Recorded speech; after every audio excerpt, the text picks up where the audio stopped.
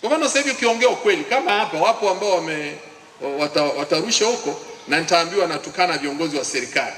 Nimesema hawana economic focus, hawana. Kama wanayo waionyeshe. Utaambiwa nimetukana serikali, nachonganisha serikali na raia, mimi sina uchungu na nchi. Lakini nawaeleza vijana hawa ambao wana dreams, wasipoelewa hili hawatakaa wawe na viongozi wazuri. Na Watanzania sasa hivi wanawekeza kwenye kufanya watu wawe wajinga. Yaani kazi yetu kubwa viongozi ni kuwapumbaza wale tunaoongoza. Nashangaa na vijana mlio wasomi mko vioni mnapumbazwa, mnakubali. Kijana unakuwa mpambe wa mtu ambaye hana economic vision, hana economic focus. Watu wachache wanateka uchumi wa nchi, nyinyi mnakaa tu mnaangalia. Leta kampuni, litangaze wazi kama unataka hili ni kampuni, sema tununue hisa na sisi. Unaambiwa eti wa Tanzania hatuwezi kuendesha haya mabasi ya mwendo kasi.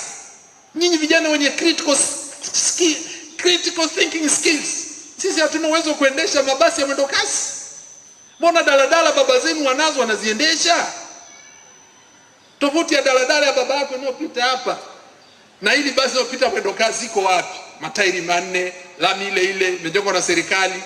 Mwendo kasi unaambiwa hatuwezi. Imeletwa kampuni toka nje ije iendeshe mabasi ya mwendo kasi. Baba zenu magari yao yote yataondolewa. Na mtakosa ada nyinyi mnaosoma Loyola, si shule ya kulipia ile. Na wengine baba zao na daladala 10 watatimuliwa huko ili huyu mtu wa nje aendeshe mwendo kasi. Mahali ambapo tukaweza kumwambia baba yako, basi bana, badala ya daladala zako 10 wewe shika basi hili hapa. Na wewe shika basi hili hapa. Na yule wa nje kwa sababu ana mbinu nzuri za biashara, na wewe shika basi. Tunatengeneza kampuni inayomilikiwa na wawekezaji wa ndani ambao ni majority na wawekezaji wa nje. India, baba naomba usimame tena. Mimi na wala napenda kufundisha kwa mifano. Si ndio huko Muhindi peke yako baba? Muhindi pale, huyo hapo tena baba. Sasa ukule India walipokuwa naweka sera, huwezi kuwa na kampuni kubwa walipoanza mabadiliko. Huwezi kuwa na kampuni kubwa ambayo wananchi wa India wanaimwagilia hela kwa wingi kama 1% ya mapato yako inaenda juu ya ile wananchi. Kwa hiyo 1% kubwa ya makampuni 51% lazima imilikiwe na wazawa ambao hawahamishi mtaji wala hawahamishi faida. Wa nje hatuwezi kuwakwepa. Ndio maana Wahindi wakaja na mabasi yanaitwa Tata. Walijifunza teknolojia kwa kampuni inaitwa Mercedes Benz ya Ujerumani.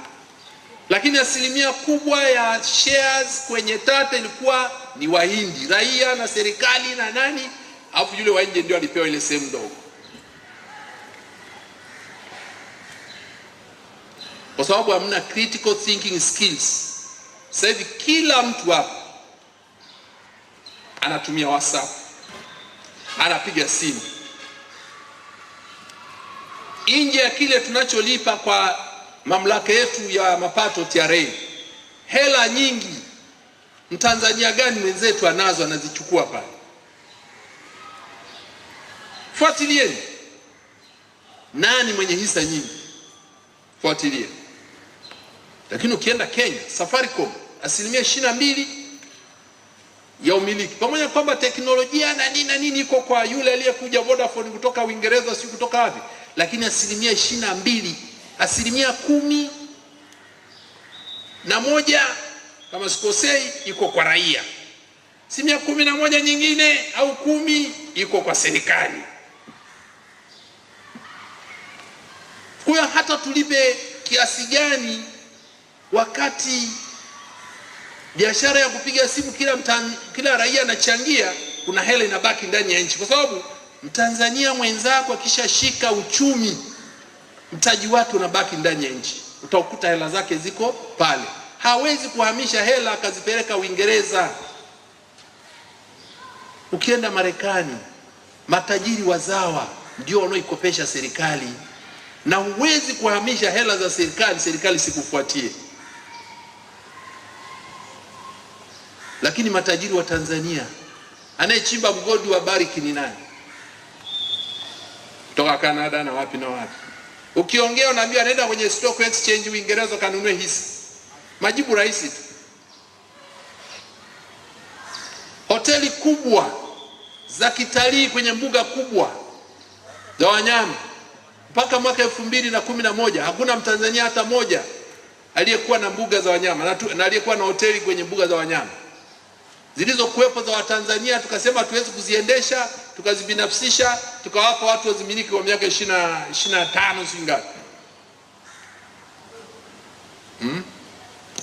Lack of critical thinking skills kwa vijana ni hatari.